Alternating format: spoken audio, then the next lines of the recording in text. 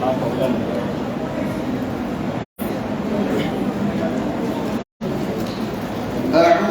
بالله من الشيطان الرجيم. بسم الله الرحمن الرحيم. يا أيها الذين آمنوا كتب عليكم الصيام كما كتب على الذين من قبلكم لعلكم تتقون أياما معدودات فمن كان منكم مريضا أو على سفر فعدة من أيام أخر وعلى الذين يطيقونه فدية طعام مسكين فمن تطوع خيرا فهو خير له وأن تصوموا خير لكم إن كنتم تعلمون. شهر رمضان الذي أنزل فيه القرآن هدى للناس وبينات من الهدى والفرقان فمن شهد منكم الشهر فليصمه ومن كان مريضا أو على سفر فعدة من أيام أخر يريد الله بكم اليسر ولا يريد بكم العسر ولتكملوا العدة ولتكبروا الله على ما هداكم ولعلكم تشكرون.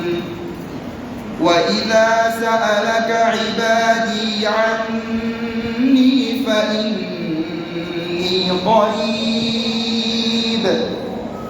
أجيب دعوة الداع إذا دعان فليستجيبوا لي وليؤمنوا بي لعلهم يرشدون. صدق الله العظيم.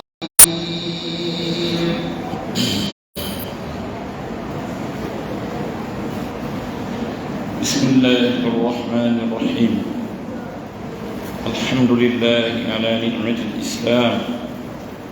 وكفى بها من نعمة ثم الصلاة والسلام على سيد الأنام سيدنا ونبينا محمد ابن عبد الله وعلى آله وعلى صحبته الكرام والتابعين لهم بإحسان إلى يوم لا مرد له من الله. أما بعد، أيها الإخوة الكرام، الآباء والأمهات والأساتذة الأجلاء،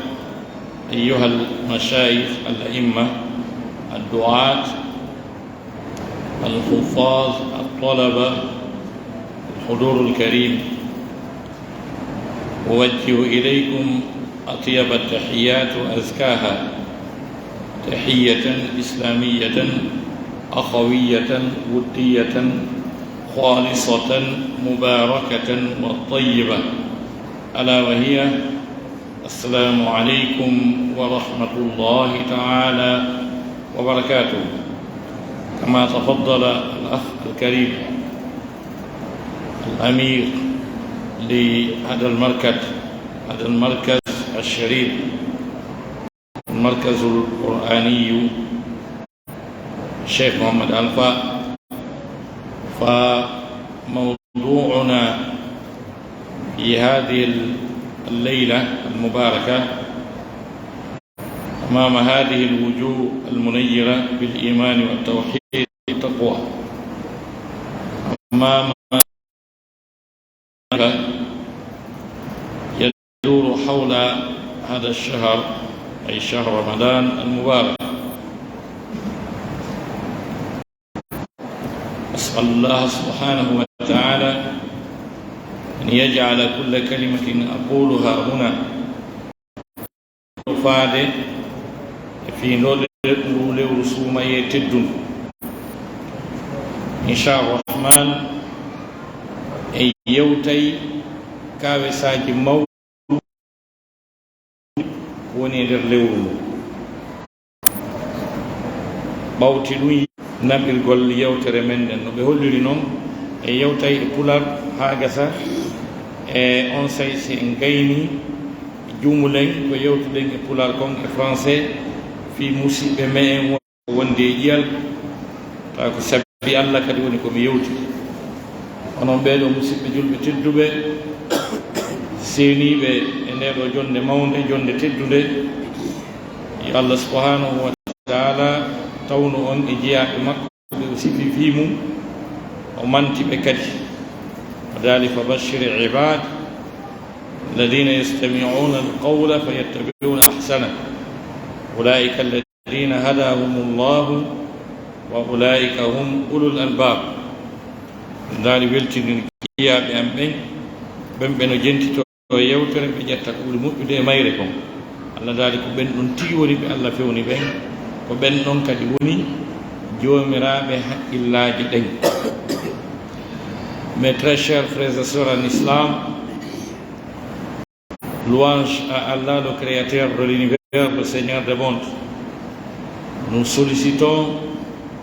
la bénédiction divine et le salut d'Allah subhanahu wa ta'ala sur son messager, le sceau des prophètes Muhammad, paix et salut sur lui, sur sa famille, compagnon, et celui qui suivra le chemin de la droiture jusqu'au jour de la rétribution finale. C'est pour moi franchement un grand honneur, une immense joie qui se trouve dans ce mois béni d'Allah subhanahu wa ta'ala. Il y a énormément de mystères dans ce mois. Le secret d'Allah subhanahu wa ta'ala, le secret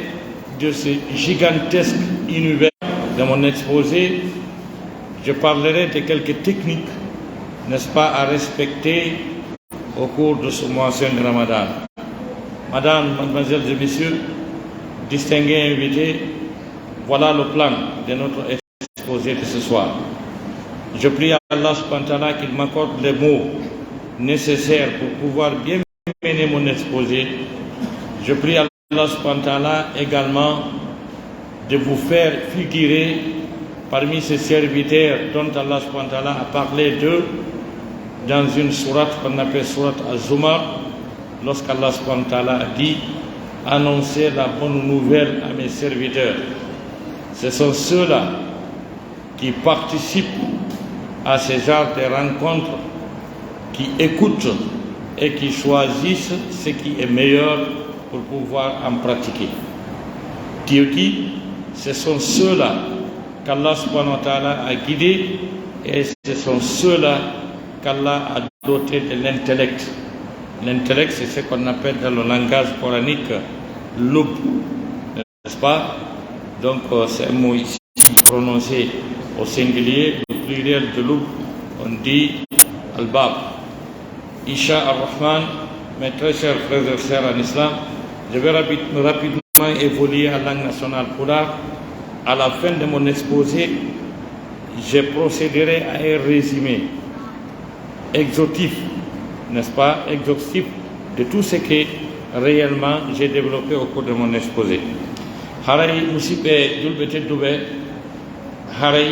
yewtugol fi nduɗo lewru suumaye teddundu, nduɗo lewru suumaye teddundu ko lewru ndu fiyaake mu'um mawni lewru ndu fiyaake muɗum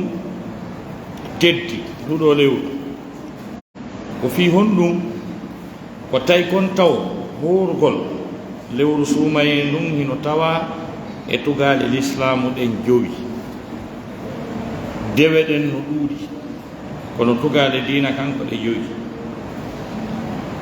jon noon e nder ɗen tugaale jowi horugol lewru suumaye ndun hino tawa e tugaale l'islamu ɗen jowi nelaɗo maaki diina kam mahama e dow tugaale jowi seedagol ngol reweteɗo wo ala sibna allah e nelaɗo on ko nelaɗo makko kañum e ñinnugol julde nden e ittugol zakka on e horugol lewru suumaye ndun kañum e hajjoygol ngol ɗum ɗo no tindini wondema e dewal wiyetegal ngal korka kan fii muɗum hino mawni e nder diina kan ko wannoon tugaade l'islamu ɗen joyi ko wonɗe tafude neɗɗanke on ko wonɗe tafude neɗɗanke on moƴƴina mo fii o waaw jaɓɓaade diina kan fii o waaw jaɓɓaade diina kan par ce que diina kan wawata heƴude e maɗa si tawi e hebbilanaka a préparaka fi rondagol dongal ko dongal mawgal wiyete diina ko fewtinano ko ɓuri en doole ko ɓuri en jogagol doole kono kañum wi'i tigi tigi on programme mum on hino teddi yo allah ndaaru ka naɓira ɗum inna aradna al amanata ala alsamawati wal ardi wal jibal fa abayna an yahmilnaha wa ashfaqna minha wa hamalaha al insan rewgol allah ngol ɗum fewtinano kammuɗi ɗi jeɗɗi fewtinano pelle ɗe ɗe wi enele ɗe sali rondagol fa abayna ɗon on salagol ɗon na salagol reneedi wami na kala kalimawol ƴettete ma'ana maggol on ka nder qur'an no toon ka balaga ko wiyete istiara hara luɓa ta wata yaade halayna sobran ko ndiyan juurete na muñat kono ko istiara e haasidi e nderera ko feƴƴitungu khus min amwalihim sadaqatan tutahhiruhum wa tuzakkihim biha wa salli alayhim inna salataka sakanun lahum korka kan nodda teddugal makko ngal ko wasi allah daali alhajju ashhurun ma'lumat wa man farada fihinna alhajja fala rafatha wala fusuqa wala jidala fil hajj ala ndin timmi so arti donc ko ɗum waɗi tugaade l'islam ɗen joyingal kala no mar rôle mo joua e fii tafugol neɗɗanke o moƴƴingol mo fii o waawa naɓude mbi mana diina kan no ka haaniri noon ko ɗum waɗi ma neɗɗanke on heɓa khushu'u o tafo so waawa rondagol hay julde nden allah daali wastainu bisabri wassala wa innaha la kabiratun illa ala alkhashiin donc ko ɗum noon waɗi si telema sengo korka kan horugol nduɗo lewru suumaye ko hunde mawnude teddude ka allah subhanahu wa taala ko honɗum noon e kawesaji e gundoji mawɗi woni e nder lewru suumaye gundoji ɓurɗi mawde e gundo nde nguɗo tageefu ko e nder nduɗo lewru suumaye woni sabu ko allahu lan waɗi e mayru kon ɗi gundoji molanaɗi gundoji bi mana aduna o ko ɗum waɗi musidɓe julɓe tedduɓe si kanko bajjo seniɗo o ayeje bi mana ɗe o farliri horugol limiraɓe gande siiha mo allah subahana taala addani kalima sawmu o sabu addugol alifi e laamu e kalima on alifa o wonta kalima sawmu o wonta maarifa holli mawnugol e teddugol korka kan kutiba alaykum siyamu assiyam bi mana si tawi tu woni maarifa ka jomiraɓe gande naho e ka balaga haray ko wona haaliti andama ko korka feere ka nanda e kala korka hooraka bi allah aafi adna o dennanagal annabaɓe feƴƴuɓe ɓen fof e mofte mum ɗen fof ka korka ɗo na ka ɗo ɓe ko ɗum wasi korka kan arde alife laam woni maarifa ya ayuha alladina amanu kutiba aya ara noon ɗon o yi aya hikkiiɗo ɗon o wi awa noon ɗe balɗe wiyaɗe yo hoore ɗo e teddugol nduɗo lewru suumaye e mawnugol fii muɗum awana balɗe ɗuuɗuɗe si tawi hunde jogike valeur nde hitti tawi kadi nde ɗuuɗa nde ɓurta hittude kuɗa si allah daali ayyaman madudat on balɗe ɗe seeɗa jeni ɗe juuta hay seeɗa joni noon nde tawno balɗe ɗen no jogii valeur hiɗe teddi ko allah subahana taala ñalde suumaye ɗen yurmede allah daññi fii kala tagaɗo mo lewru ndun ari tawi yo profite e ɗeɗo balɗe waɗade barke kala alhaali no sifori kala alhaali no mo fewndude e mum siko o nawnuɗo siko o wonɗo voyage ude siko o nayejo ronkituɗo alman o sifitoraaɗi ustano telemma sengo ka aqidatu ahli sunna wal jamaa kamɓe hiɓe jaɓi wondema wiyeteɗo allah o ko sifitoriɗo timmal o sifitoraaɗi ustano kamɓe tun luttuɓeɓen fof joatuɓe wi ɓen no wi wondema yimɓe mayɓe ɓen hiɓe arta ko ɗum watta so yeey e peyji goo marché on tawi no heewi ha on nanay ɓen no wiya mayɓe ɓen hannde no arti moƴƴa ko groupe ɓen noon a togoyata ko suuɗugol ko wondi e mum kon tawa ha adnalanna andata ko ɗum wano kono amma ka aqidatu ahli sunna wal jamaa eɓe jaɓani allah wondema o siftora ustagu ko sifitoriɗo timmal nde wonno ko sifitoriɗo timmal si o suɓoto koko kelɗi kon o suɓoto seede muɗum daare woodi ko ɓe yewti fi allah subahana wa taala e piiji ɗiɓe suɓanimo e ɗiɓe wi o suɓike allah subahana wa taala wi o dakorali kankade ko ɓuri keldude kon o yiɗi ɓe dari ɓe wi wonnema allah tagi worɓe ɓen tagi rewɓe ɓen o suɓanike hoore makko e rewɓe ɓen ɓe inni malaika fof ko jiwɓe wo ko jiwɓe allah anni malaika laba ha inna alladina yusammuna almalaikata tasmiyata al untha ma lahum bihi min inna alladina la yuminuna bil akhirati la yusammuna almalaikata tasmiyata al untha hiɓe inna malaika ɓen inɗe rewɓe ɓe inni o malaika fof ko jiwɓe wo ko ɓen ɗon allah suɓani hoore makko ɓe wi ɗum allah daali astafa albanati ala albanin ma lakum kayfa tahkumun e hara kanko kadi hino worɓe hino rewɓe o ƴetta ɗo rewɓe acca ɗo worɓe in kanka de watta ɗum wandi ko ɗa ɓuri ɗumannade ɗon ko kamɓe wi wondema ko allah suɓi yiltoyi ɓe wiitoyi wo ko kamɓe sendi allah haray men sendani en ga programme o minen min ƴetti ɗum ɗo mi waɗanima ɗum ɗo ɓe inni kamɓe ɓe ƴetti worɓe ɓen ɓe waɗani allah rewɓe ɓen allah daali alakumu dakaru wa lahu l untha tilka idan ismatum diza sendon ko radio on ko téléphone wi on giwol wolde ɗo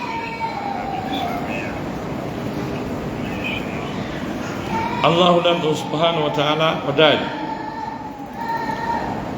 o wi sendon onon ƴetton worɓe ɓe mi waɗa noon la rewɓe ɓen o wi o dakoraaji o inni sennore nden nde nunɗaali yoɓe fuɗɗito jooni noon si tawi noon o suɓoto ko kelɗi kon himo suɓoole allah daali wa rabbuka yahluqu ma yachau wa yahtar jooma maɗa no taka kala ko o faala mo suɓoo ko ɗum waɗi si piiji ɗin ɓurdi fes hay dewe ɗen ndaare leydi ndi o suɓi leydi ndi tawata fus ala e mayri si tawno ko an suɓotono si ɓe hollima makka ɓe hollima foore a wiya ƴetti foore kamen lajne ko par ce que adiɗo arde ɗon on o wi allah ko ɗo wiina ko ɗo suuɗu ma ndu woni na leggal na ndiyam pelle meleje nabi ibrahima ɓawa waɗi ɗon konnoyi rabbana inni askantu min dhurriyati biwadin gayri di zarin inda baytika almuharram o wiina leggal na ndiyam ko suudu ma ndu ni ɗo no wono ɗo no hoɗo ko ni annabi ibrahima wi kono ɗon e wonde pelle melende ɓay o suɓi ke ɗon ha gasi o waɗi barki e mum o suɓi wo o teddina e waɗa moƴƴere e muɗum tawi côté dewal darde wotere ɗon ko darɗe guluuji temedere ka wona ɗon est ce que ɗon e ko lutti kon no fota côté nema nafaka e jaram ban ko weeliteɗa ko ha naata e ndi leydi ara en e gew sallimike ban ko ɗo si allah dani inna awwala baytin wudia linnasi lalladi bi bakkata mubarakan mubarakan ɗon ko ɗi fof sécurité ko ñaame piiji ɗin fof sa faala jokkoto 1 million de dollars ɗo ta fof no reedi jinda si ɓe wi hay ala salat sikaji kange ta ko valeur million ji dollars ko rido pooɗete juuloye on andi ɓay allah suɓike ɗon o waɗi barki mum ko wano noon piiji ɗin fof no woodi yoɓla hamdi subhanallah al azim adada halqi wa zinta arshi e madada kalimati adada halqi hiɗa andi ko piiji jelu allah tagi andi on arsi ko jelu pesata wa midada kalimati konnguɗi makko ɗin andi ko ɗi jelu ɓay o wi aya goo kala ko wiyete baharu océan ji ɗi fof si waɗama taaɗi foppaji ɗi waɗama nda kala ko wiyete leggal waɗama karami on andi ɗe deweɗe wonɗe wadde malaika ɓen ɓe tappa e machine on ɓe anda ko rewɗa kon ko jelu hawri ɓe nota ɓe ari ɓe tawi mo wulde mo jantade inde allah ɓe tappi machine on ɓe tawi ko windi ɗon kon no ɗuuɗi nde wotere on tawi ɓe wata windude ɗi mbalaji ɗon fof nde wotere ɓe taw mo jokki o sabbaki ɓe kadi ɓe windi ha ɓe tawi ɗum ala lannude ɓe daari ndi ɓe inni ko honno gerreten ɗum ɗo ɓe inni mayi ka allah kisan hande fuɗɗiɗe nande ɗum ɗo ɓe ari ka allah ɓe inni allah men nani hande jiyanguel ma no mante min fuɗɗi windude baraji ɗin men tawi ala lannude ɓayna on ɗon tum men kipi min tawi o min hewtuga allah wi ko hon ɗum nanɗon himo wiya ɓe wowli allah wi son jokki ɗon nde wotere ko wi ko o windi ha adna o lanni o wata windude baraji nde wotere ko woni wolde ɗon ko winde inde makko nde winde ko tawɗon mo jangga kon accon ɗo yahon tertoɗon on ɗon tranquille on ɗon wata notude ɗon andi anduɓe banque ɓen ɗon andi woɓɓe goo aray toon ko nder toon ɓe naddoyte mbuɗɗi ɓe addini naaka guise ɗon murandu yiltidirte ɓen ɓe naada ɓe nder toon ɓe jonna ɓe jita o e ndiyam ɓuuɓɗa siɗi ɓe addi ɗin fuɗɗe contede donc aroɓe ɗa ɓen taf taf hen ɗo yaha piya ka jiifa taɗi ɓe ƴetti ɗin no heƴƴa ka jiifa ɗo kañum e naadete ɓe nder ɗon ɓe ɓandane si e ndiyam siɗi ɓe addi ɗin fuɗɗe limede nagotum piiji ɗin no ɓurdi miye toon on askar ɗon ɗon humpama kono on ɗon on daara e seeɗa simo wala ɗum ɗon on aray ma sinti noon si andon ɗum ɗon ban o humpa ɗum moƴƴa noon kono mare ɗum ɗon ɗon ala kulli hal ko fala en andinde wondema deweɗen no ɓurdi koye nder ɗum ɗon noon e nder ko allah subahana taala sukkoto deweɗen o suɓi ndu lewru suumaye ñalaɗe suumaye ɗen teddi ɗe jogii valeur mo tawi ke basi ñaami ñallal suumaye ko ɓuri sellude ɓura fottenede e joomiraɓe gande ko ñallal gotal o yoɓata kono affaire on naɗo woni ko wiide kon ayyaman ma'dudat ko ɗon ha jo woni ko watta ha goɗɗo hoora lebbi ɗiɗi jokkodirɗi sabbonnere nde o bonni e suumaye ko so rendi e ɓeygu makko ñallalma suumaye kono tawi ɗo basi ñaami ñallal gotal ngal probléme on ko ngal ñallal ɗo woni o hettitata aduna hay so o hoori suumayeje 1 milliard suumaye o hoori o heɓata baraji ngal ñallal gotal ngal o pirti o hettata ngal kadi aduna ko par ce que suumaye kala arowo arda e balɗe mum nde ɓeydantamo ngal ɗon qur'ana wi ayyaman ma'dudat yiltoyi allah subahana taala sifoyi woɓɓe kadi ɗon wa ala alladina yutiqunahu fidyatun ta'amu miskin ɓen ɓe no ɓittora korka kan ko nayi ɓe ronkituɓe kañe nawnuɓe nawnaji ɗe siɗɗe ndikkata ta si ɓe forsi ɓe wawi horde kono ɓe tampay ɓe wiyete wa ala alladina yutiqunahu ɓay noon goɗɗo wata wiide miɗo jogui duuɓi 90 miɗo ronki mi wawata horude mi accu ha ko arata hara mi heeɓi duuɓi 61 no gasa mi gaynoyey ɓen noon Allah waɗa solution maɓɓe horu ɓen noon ko eɓe ñammi lidalika man tatawwa khayran fa huwa khayrun lah wa an tasumu khayrun lakum Allah subhanahu wa ta'ala daani ko nde hooroton non ɓuri on moƴƴande kuntum ta'lamun ara ɗon annduno sifa ɗen ayeji mettifirde par ce que Allah subhanahu wa ta'ala waɗi istisna o ittiti haa gesa o wiiti ko nde hooroton ɓuri on moƴƴande on anndi no wili fii faamugol ɗon ko nawnuɓe ɓen e wonɓe voyage ɓe ɓen nde ɓe wakkilotonooɓe hoora ɓurno moƴƴande ɓe hara ɓe annduno ando weli fii wiirgol noon ka harale naa ɗum sa firi ɗum ɗon ara ala tital siro ittitaɓe ɓe ga jooni ɓe ittita ko ampotoɓe jooni noon Allah daali andum mo tawata wona asetejo na anawno na anayejo ronkituɗo ko nde wakkilottoɗa hoora ɓuranma moƴƴande eddinde moƴƴinanɗa hoorema gotelle ɗi ɓawata ko anno woodi moƴƴinoɓe nawnare fita ɓe huuru ɓen Allah wi ma moƴƴina voyage maɓɓe fof ko suumaye fita ɓe huuru ɓen ɗon Allah sappi ɗon jooni noon o yiyey ayeje ɗe tawa mbi Allah fuɗɗiɗe o innitani bima ana ko wi'ata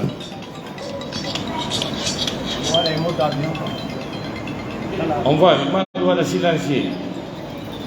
musidɓe julɓe teddu Allah subhanahu wa ta'ala o inni shahru ramadan lewru suumaye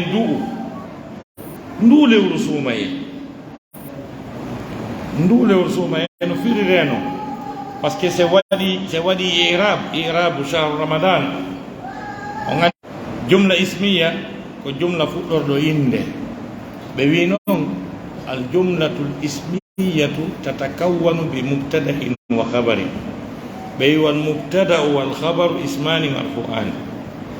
jooni noon shahru ramadan pellet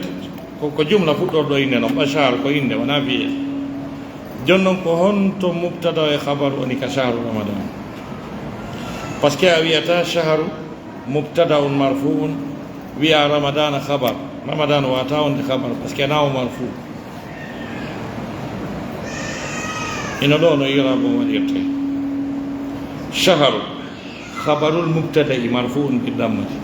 mubtada o makko on ko damirun mustatirun taqdiruhu hada ay hada shahru lewru suumaye ndu fami ramadan wona mudafun fami wonande sukaɓe nga wonɓe ɓen kam ha wonɓe janngude nawa ɓen ɓe wattan hakkille ɗin piiji ko laruri wiyete shahru ramadan allati unsila fihi alquran ndundu alquran are nden tippina e mum hino ɗo gundo go'o mi halan noon fi gundoji du lewru suumaye ko gundo go'o noon ko tawi kon ko qur'ana are nden tippinama e mayru tippagol qur'ana on e lewru ndu changi don aduna o univers ko sabu ɗum wasi Allah daali hudan linnas o wiyali hudan lilmuttaqina ma hudan lilmuminina wa hudan lilmuslimina ma muhsinina ko hudan linnas ko par ce que fewndo on saa'i kande tippiɗon hari neɗɗanke on no hatton jinni e changement hari adna on hurɓinike o satti o wonotako soñja e piiro e bewre e warindiro e tampere e ande e maaɓa hari adna on hatton jinni e changement satti ha jinna e kalu yagal mum maapike ani kon ɗum no waɗi si sattini ko annabaku ngun neeɗi arani ƴentinede annabi Isa e nelede rasul sallallahu alaihi wasallam wanno duuɓi temedde jeego 6 siècle annabi ala hade leydi wuli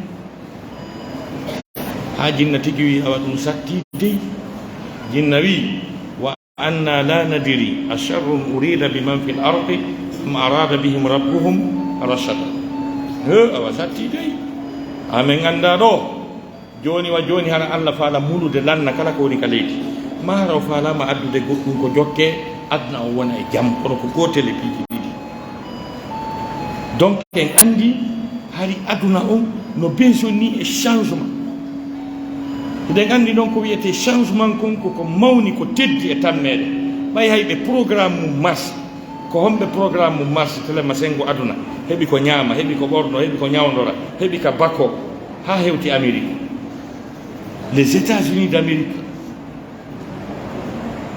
ala hettiɓe nder aduna Allah on ɗo ha hewti Amérique kono hay kamɓe heɓe besoin ni e changement président Obama campagne makko on en 2008 fi o laamu ko fi changement o woni o wi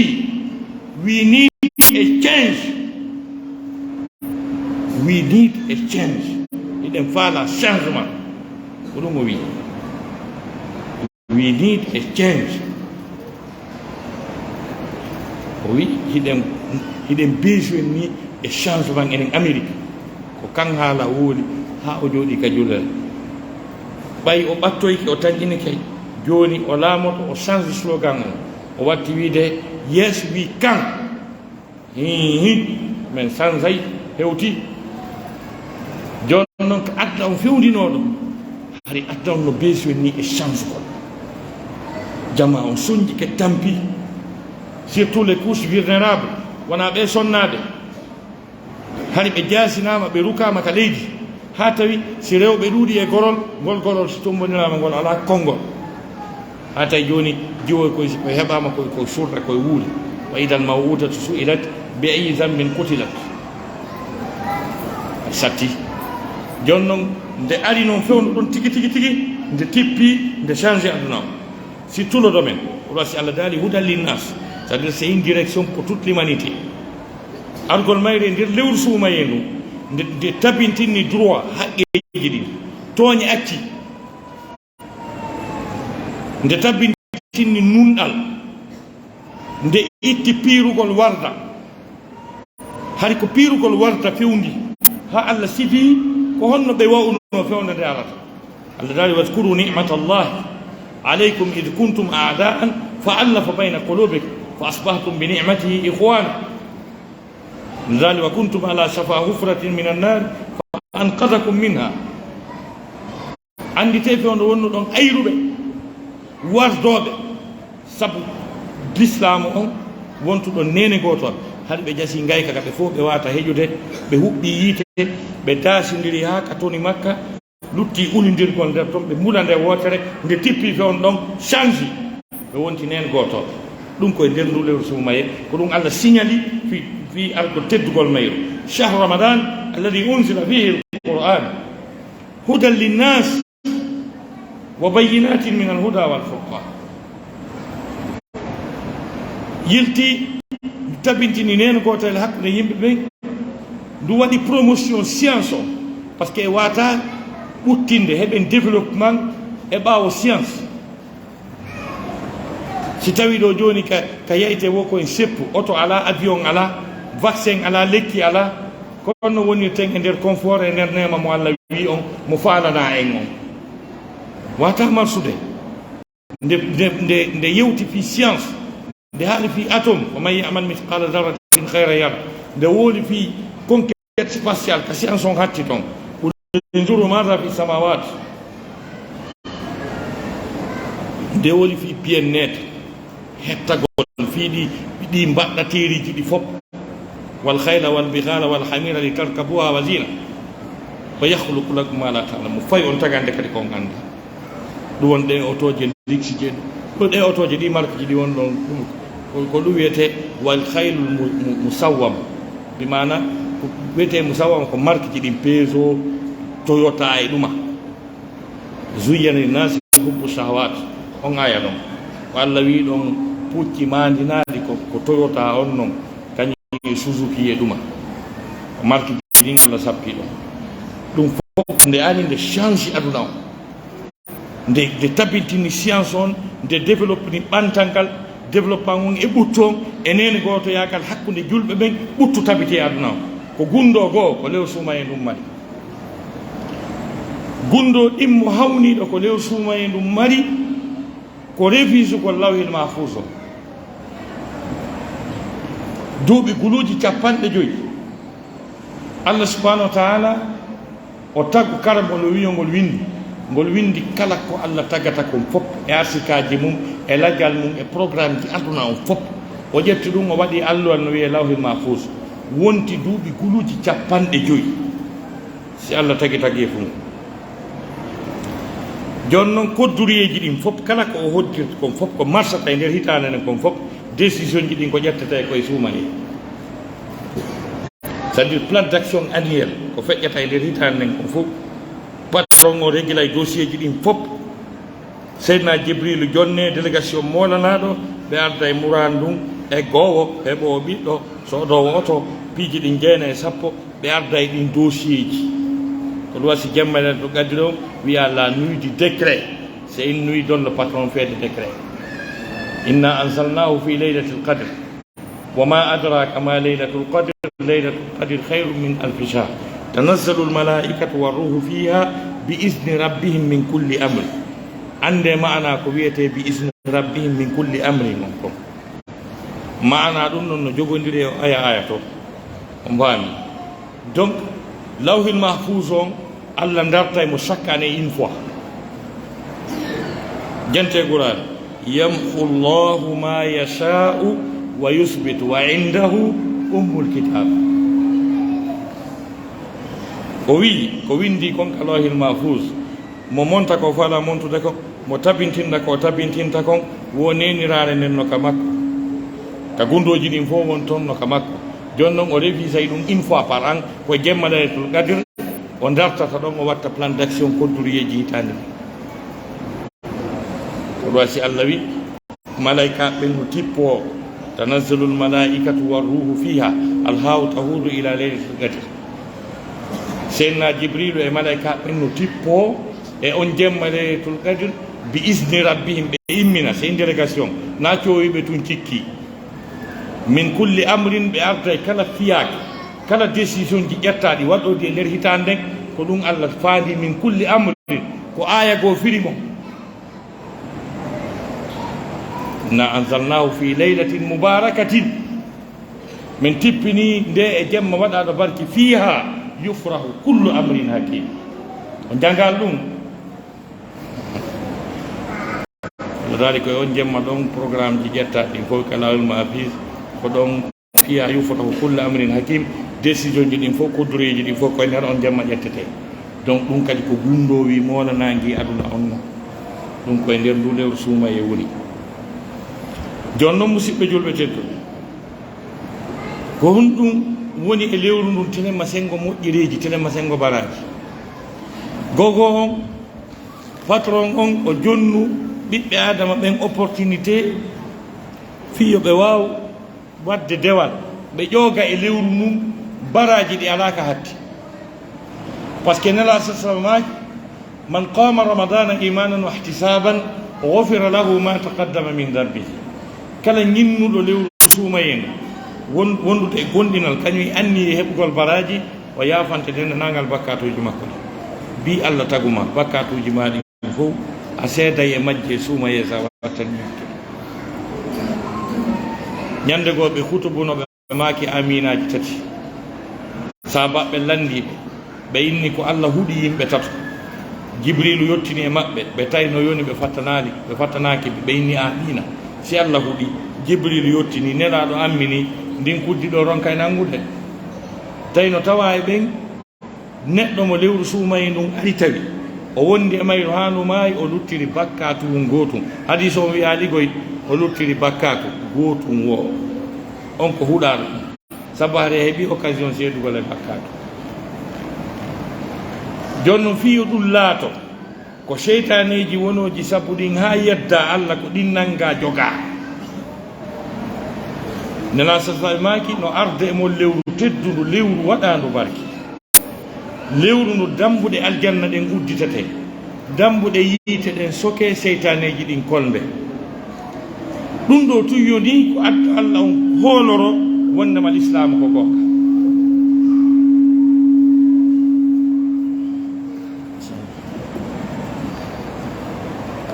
okay.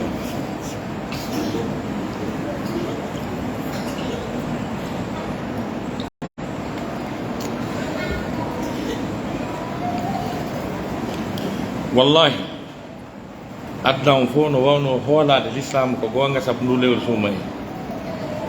hiɗon andi Abidjan ado lewru suuma en ndun arde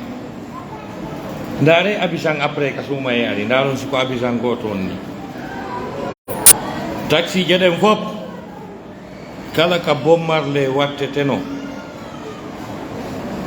kala ka musique watteteno taxi mani jongo ɗaɓɓitay kaseti um alqur'an hay ka makiji ka biniri ɗi ƴettete ɗon on tawa ko qur'ana woni ka makiru yiyon bandiru rastamaniru ndu anduno ɗon no ɗaɓɓi kufunum pooɗi ha suuɗi rastaji ɗin jogui jikirwol ɗo hammirde ka enen ko grandos ni ko kambiti kono ko yeƴata ɓe kon joga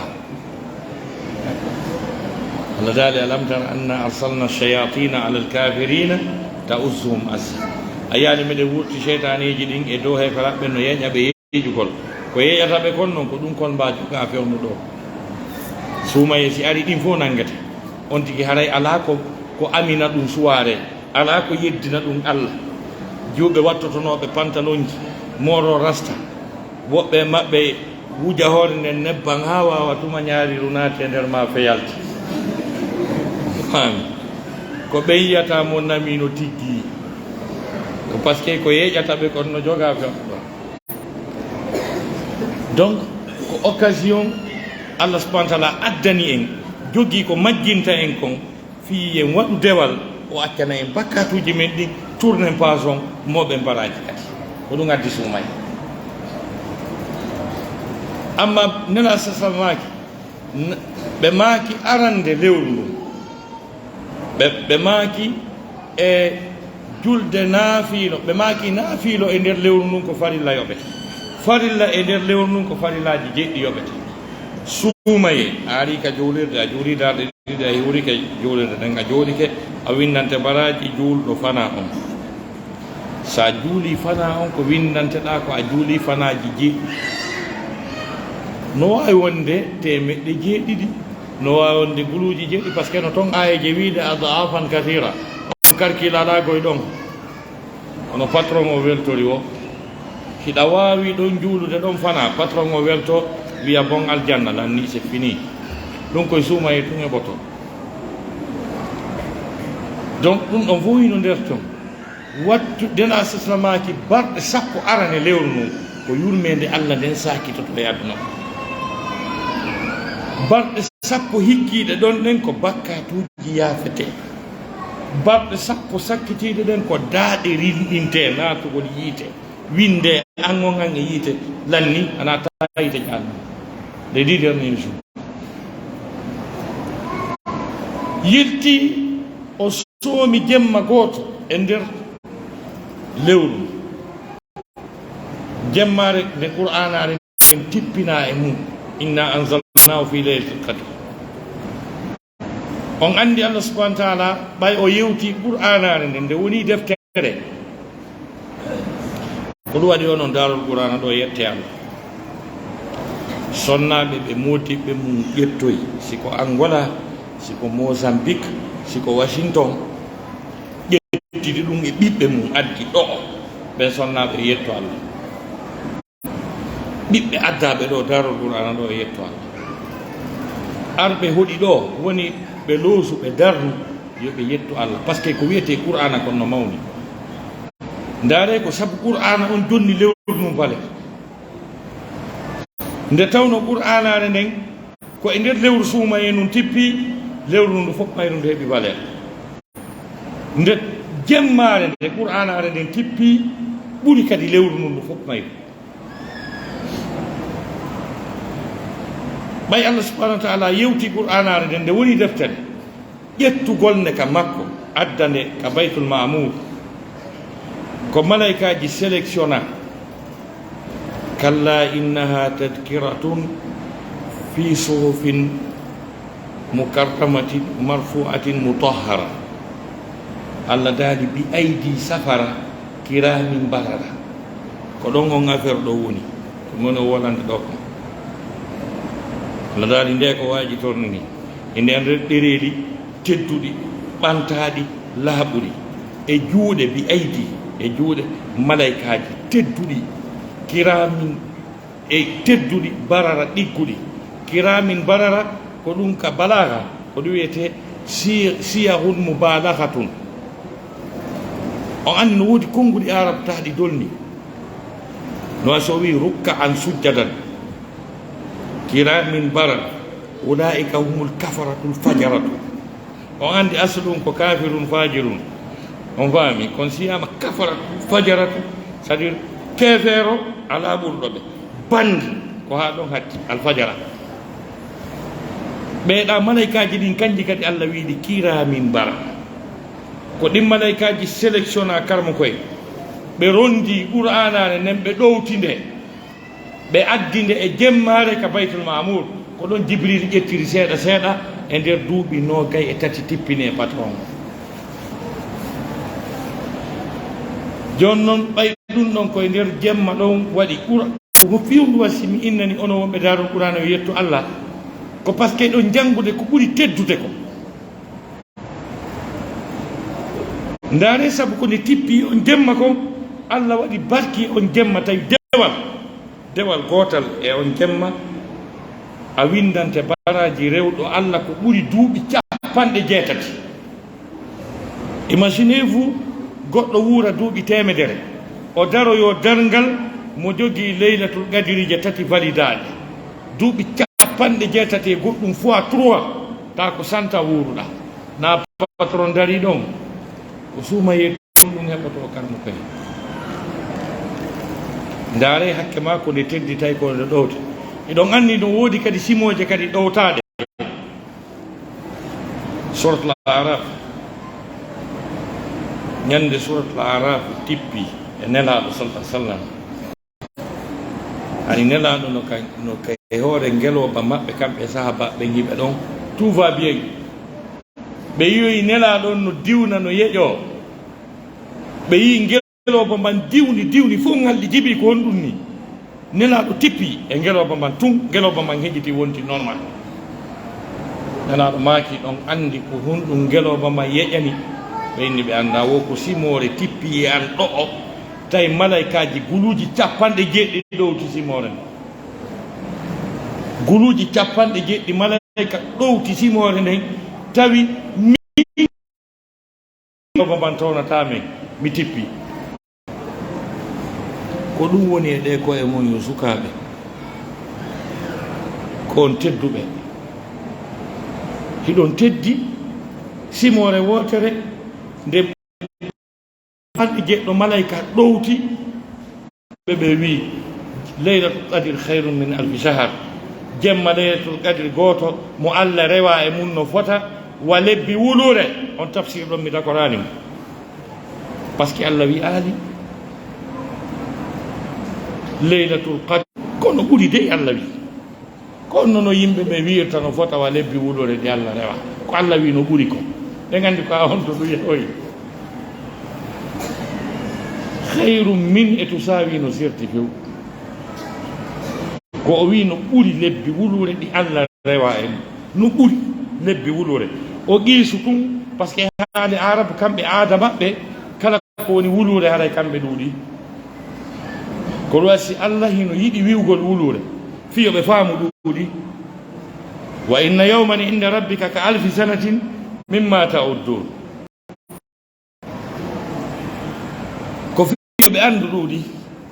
ko jikku maɓɓe noon arabu sa wi to wulure haray ɓe anndi ɗuuɗi jon noon ɓay ko e maɓɓe nde adi de tippi ko ɗum wasi allah no yiɗi gollitirgol wulure law yuammar alfa sanati kamɓe wulure no ɗuuɗi ka maɓɓe important ɓuri lewru suumaye ɓay probléme lahara ko mankiregol baraji e ɗuuɗugol bakka ko tana on baraji si tappa machine on tappama ha tawi ko ɗaɓɓa kon timmani aya o wii mo mankirama baraji nene makko ɓeydantama mo mankirama baraji ɓiɗɗo makko ɓeydantama waɗannoma ɗum ɗon fof kala ka o yaltiti o haray go anelam ɓe so nani hande alaji kaari ko ɓe ɗum sowno kala on tigi woolay ka ɗi intérêt o e aduna ko ɗum noon allah daali wali tukabbirullaha ala ma hadaka mawnine allah ko addani on suumayi wala allakum tashkurun wiyemo merci kanko kadi na walluɗoma aduna on tun do anelam ɓe so nani hande ko ɓe allah kadi wi mawninemo wali tukabbirullaha ala ma hadakum wala allakum tashkurun kono ko adi ɗum waɗi tukmilul iddata ma mana waɗi tukmilul iddata bi mana yoɓe timmin limore ni ko barɗe hooreteɗen siko barɗe nogay jeenayi hoorende haaɗe lan siko barɗe capantati hoorende haalanna dosen kadi barɗe suumayeɗen goɗɗo no hoora barɗe no capantati suumaye tawa si ɗe waɗama ka baskil ɗe peesama tawa ko barɗe sappo ƴettete luttuɗen fof ko fuufala fuuje ɗe timmama si tawi an ka suumaye naati ko D6 mollido D6 mollido ma ɗum damuwal ngal ñaamu mi ñaamima ñaaminan o ñaamidiray ɗon ha jannamara ñaami dawge damuwal ngal ɗon ma ɗum sonna ɓen novelas TV série yoy koye série yoy koye novelas ɗum na e suumaye walline novelas ƴette astahfirullah ƴette alhamdulillah ƴette la ilaha illallah itte mbuuɗi mon ɗin okkoron patron ɓe ɓe yo mooɓu baraji nelas ndiyam heɓa ɗin baraji ɗon huntagol ngol kadi ko law na accugol ha niɓɓita ha feƴƴiti ko woni sunna on ko no woodi leere ka huntate no woodi leere ka futto on juulete na ere wotere few makka e madina ɓe noddina yimɓe ɓen fuɗɗo huntade ko fanɗi wo 15 à 20 minutes kareɓe ñamude si ɓe juula futuro ko sunna noon allah sino falano o wiyayno koye 0 heure huntate kono o wi yuridu llahu bikum l yusra wala yuridu bikum l usra ko ndewe nde o falna kam sattede donc onti kadi hunto kadi si ñaama si juula ko ɗum on sunna o siko tamaro fuujina ko ɗum woni sunna o donc sifa ɗiɗo piiji ko ɗum ɗo sabbore ɗen e lewru suumaye ndu ɗum ɗo woni essentiel exposé an on ara incha arrahman mi ara mi réusima ɗum ɗo seeɗa ka français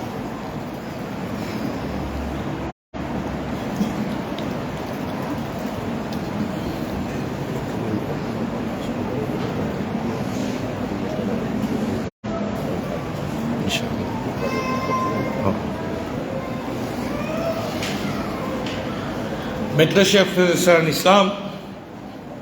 l'exposé parle de la grandeur des mystères de ce mois saint de Ramadan. Le premier grand mystère, c'est le fait que le Coran est révélé au cours de ce mois saint de Ramadan. Le Coran entier a été descendu au cours de ce mois saint de Ramadan dans une nuit céleste qu'on appelle Laylatul Qadr, la nuit du décret ou bien la nuit du destin. Al-Qadr, de destin. Quand tu dis ko Allah ndartata kon wala programme hitande doit être la nuit du destin. Kalimatu Qadr no ƴetta teddungal e no ƴetta kadi kodduri. Donc, Allah subhanahu wa ta'ala inouye wa khalaqa kulla shay'in fa qaddarahu taqdir. Aya go fa qadarna fa ni'mal qadirun. Aya inna kulla shay'in khalaqnahu bi qadar. Donc, haala arab heɓe gollitira kalimatu taqd honno wiyete qadre teddingu. Tafaddalu bi tahiyati wa taqdiri lakum. Idariya aw diplomatie ka insha e sukaɓe. Donc, c'est pour vous dire que ce mois a plein de mystères. Le fait que le Coran a été descendu de ce mois saint de Ramadan, ça a suscité un élan, un nouvel élan, une nouvelle tournure, un changement pour toute l'humanité. C'est pour cette raison Dieu dit, le mois béni de Ramadan au cours duquel le Coran a été descendu, qui constitue une direction pour toute l'humanité. Parce que le Coran a été descendu au 7e siècle. Le 7e siècle correspond au Moyen-Âge européen. Et le Moyen-Âge européen était caractérisé par quoi? L'analphabétisme, obstincurisme, n'est-ce pas? Des ténèbres. C'est-à-dire, on ne parlait pas de la science, on ne parlait pas du développement, on ne parlait pas du bien-être, on ne parlait pas du droit. Donc l'humanité était nécessiteuse d'une direction. Allah subhanahu wa ta'ala a fait descendre le Saint-Coran. Au cours de ce mois béni de Ramadan, le Coran a parlé de la science, le Coran a parlé de l'atome, le Coran a parlé de la conquête spatiale. À partir du moment où le Coran a dit allez-y voir ce qui se trouve dans les cieux. Ça, c'est la conquête spatiale. Le Coran a parlé des planètes, par le ciel et ses astres.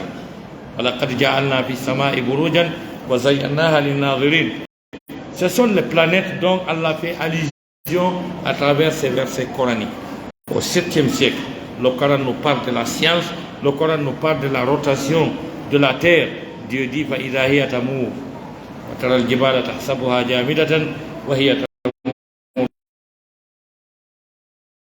donc ce changement positif,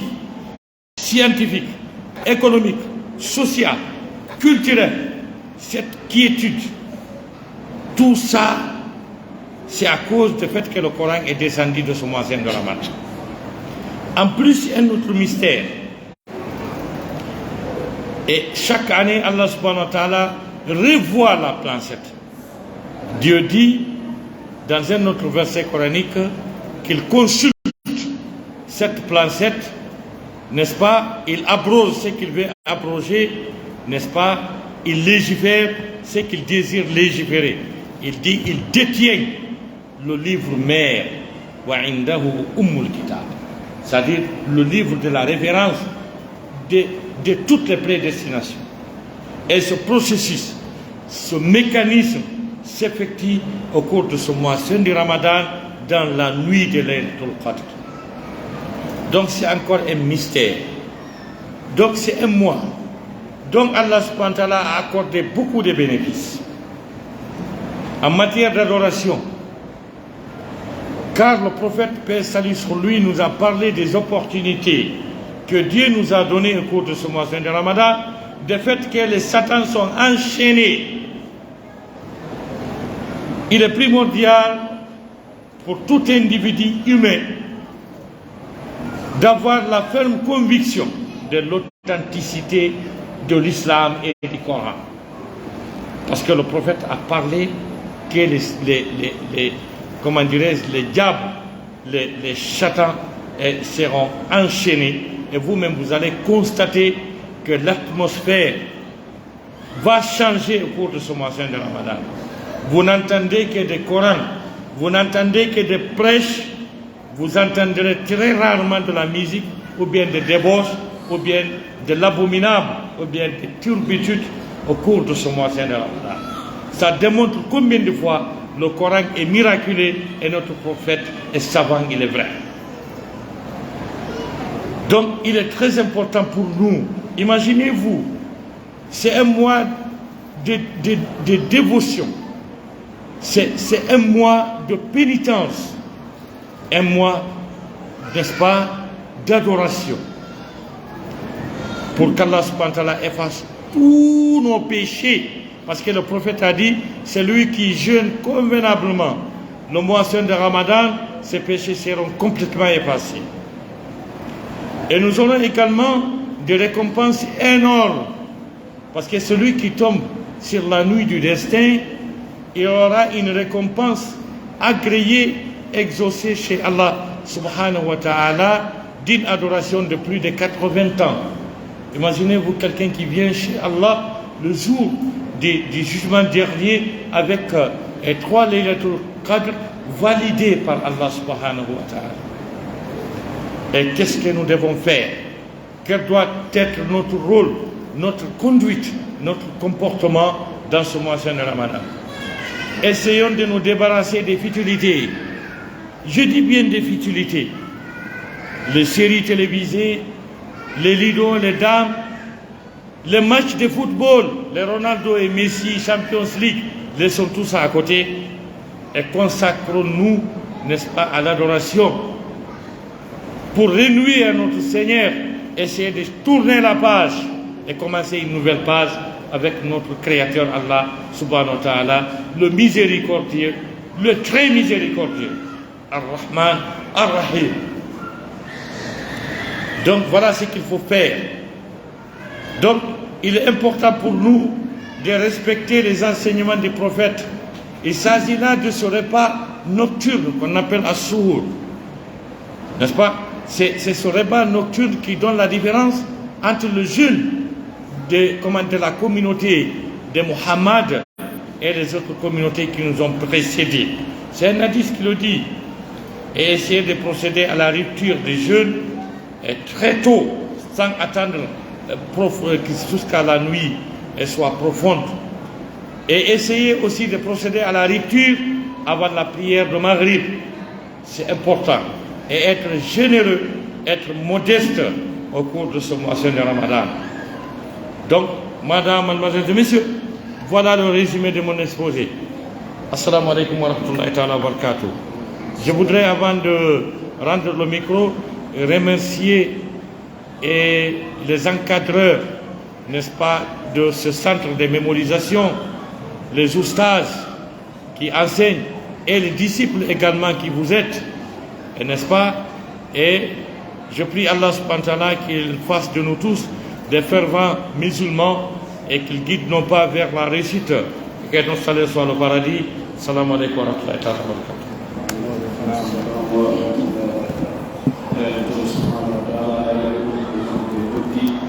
Allah waɗen nanoɓe jaam aray ade waynodirde goɗɗo no landino landal hanki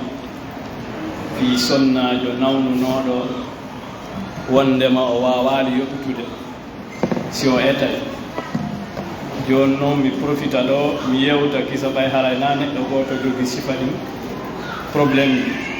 hayre ɗen andi yo yimɓe ɓen faamu etugol ngol ɓen etoɓe ino limita wona nawnaje ɗe ko etante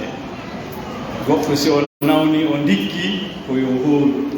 jomiraɓe jangganen ayon joni wa anta sumu khayru lakum yani nawnuɓe tawaɓe ɓen etante kon jogiiɓe nawnare nde dikkata ta docteur tigi yeetiki on tigi nawnare nde dikkata e mawɓe nayeɓe tawaɓe wawata wonde hay inerde tan ñaamaɗi saabu tampere e woɓɓe gono toon joni noon nawnaje ɗen haray kala nawnare dikkude jon tigi dikke mum si o welsidikke ha suumaye ari karmakoɓe gono winde himo yoɓitoya o tawi oya suumaye ɗimmo ari o yoɓitaɗi tawi o dikki o heeɓi période ko wawno dikkikoyno tawa emo wawno yoɓude harayde himo yoɓayo koyo etu o ɓeyda ɗon ɗe ɗum noon haray ɗen tigi koyo yoɓ si tawi on tigi no heddi tawi ko lewru ɗum fof wonno no ñawlino ha fewɗo ɗo o yoɓali balɗe hedditiɗe ɗo ɗen yon tigi fuɗɗo kisan janngo hoora ha wiyata e suumaye o dartina si suumaye on maayi o yoɓitoya kadi ko kontina ko heddinoko haray karmakoɓe men mawɓe huy ko ɗum ɗo woni ko saggitude. Wassalamu aleykum wa rahmatullah. ay haray tan on juutiɗe wawi darade ɗo yo Allah yoɓe ononen on ko waɗani. بسم الله الرحمن الرحيم. لله رب العالمين الرحمن الرحيم مالك يوم الدين إياك نعبد وإياك نستعين اهدنا الصراط المستقيم صراط الذين أنعمت عليهم غير المغضوب عليهم ولا الضالين اللهم صل على محمد وعلى آل محمد كما صليت على إبراهيم وعلى آل إبراهيم وبارك على محمد وعلى آل محمد كما باركت على إبراهيم وعلى آل إبراهيم في العالمين إنك حميد مجيد اللهم اهدنا فيمن هديت وعافنا فيمن عافيت وتولنا فيمن توليت وبارك لنا فيما أعطيت وقنا واصرف عنا شر ما قضيت إنك تقضي ولا يقضى عليك إنه لا يذل من واليت ولا يعز من عاديت تباركت ربنا وتعاليت اللهم اقسم لنا من خشيتك ما تحول به بيننا وبين معصيتك ومن طاعتك ما تبلغنا به جنتك ومن اليقين ما تهون به علينا مصائب الدنيا ومتعنا اللهم بأسماعنا وأبصارنا وقواتنا أبدا ما أحييتنا اللهم اجعل الوارث منا واجعل ثارنا على من ظلمنا وانصرنا على من عادانا برحمتك يا ارحم الراحمين اللهم صل وسلم وبارك على نبينا محمد وعلى اله واصحابه وسلم تسليما كثيرا. Ustaz Alfredo ko siɓe men ɓe maki alaji malaɗo ɓe wonduɗon lagine kono yimɓe ga e haajugoy eɗen ɓurti halɗinde on ko ɓanniɓe ambisan série spécial ɗo bille yewtere ɗum ɗumani ɓeɗo woni amir mum annabdo